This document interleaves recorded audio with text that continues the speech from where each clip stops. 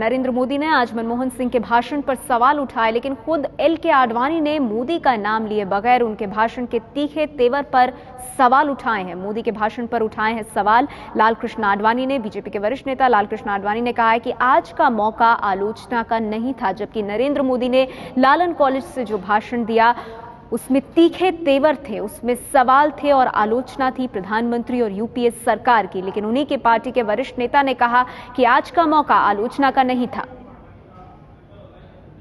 पत्रकारों के माध्यम से, मीडिया के माध्यम से मैं चाहूंगा कि ये भाव देश में जगे कि देश में भले चाहे अलग अलग प्रांत होंगे, अलग अलग पार्टियां होंगी और उनसे लोकतंत्र मजबूत होता है, फेडरलिज्म मजबूत होता है, लेकिन आज का दिन स्वतंत्रता का दिन, स्वतंत्रता दिवस ऐसा है कि जहां पर किसी एक दूसरे की आलोचना किए बिना इस बात को हर एक को पहचानना चाहिए कि भारत में असीम संभावना है। और हमारे साथ इस बीच जुड़ गए हैं बीपी न्यूज संवाददाता निपुण सहगल, उनसे बात करते हैं। निपुण, ये किस संदर्भ में ये बात उठी जो लालकृष्ण आडवाणी ने कहा कि आज का मौका आलोचना का नहीं था?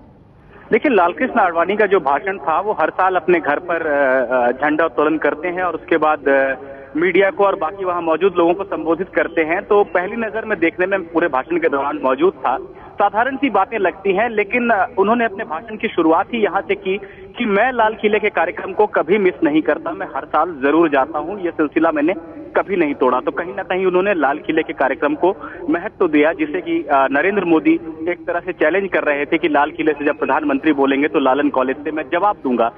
थोड़ा आगे बढ़ने पर उन्होंने एक बार फिर ये बात कही कि ये ऐसा अवसर नहीं है जहां किसी की आलोचना करनी चाहिए, बल्कि सकारात्मक ढंग से देश में क्या पोटेंशियल है और कैसे उसको इस्तेमाल किया जा सकता है, इसको देखना चाहिए। तो कहीं ना कहीं इशारों में आडवाणी ने जरूर इस बात पर इशारा किया है या कटाक्ष किया है कि प्रधानमंत्री अगर भाषण दे रहे हैं तो उसको पहले से घोषणा करके कि उसकी आलोचना की जाएगी, ये शायद नहीं करना चाहिए था। आडवाणी का हो सकता है कि यही आशय हो, क्योंकि पूरे भाषण के दौरान उन्होंने इशारों में ही बात की है और कभी भी खुलकर किसी का नाम नहीं लिया या कोई भी बात नहीं कही है।